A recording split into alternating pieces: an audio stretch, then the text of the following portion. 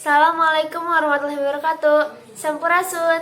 Tepangkeun nami abdi Natasha Irunisa di kelas 11 MIPA hiji.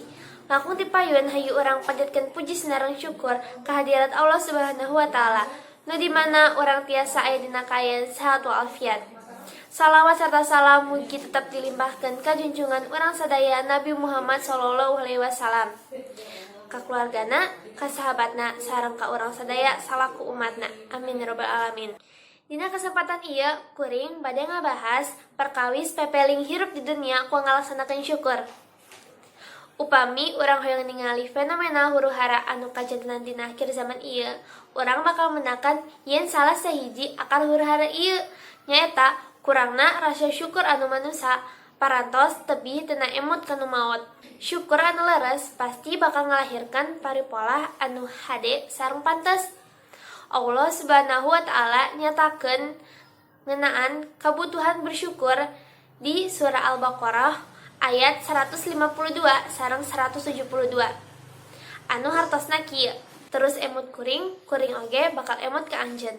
Bersyukur ka kuring sareng teu mungkir. Hartos ayat nu kadua nyaeta jalmi anu ariman dahar tina rezeki anu parantos dipasihkan sareng nuhun ka Allah upami anjeun ngan ukur nyembah ka anjeunna. Nah, dua ayat eta ngajelaskeun urang kudu bersyukur pikeun naon anu dipasihan ku Allah Subhanahu wa taala. Salaku tambahan, Rasulullah sallallahu alaihi wasallam ngadawuh, sehat kana usaha para mukmin sagala urusana anu sae.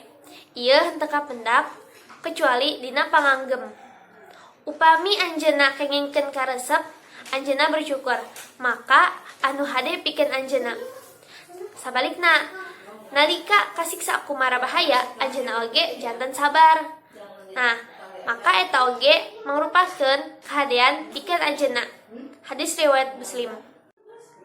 Anu jelas pikeun urang yen pangajaran anu sok janten nganuhunkeun dina unggal kaayaan anu tumiba dina urang.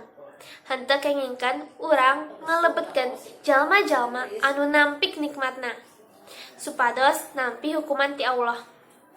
Cekap sakia ti abdi, mudah-mudahan urang tiasa ngapepeling hirup di dunia ku ngalaksanakeun syukur dina unggal kabungan kehirupan urang.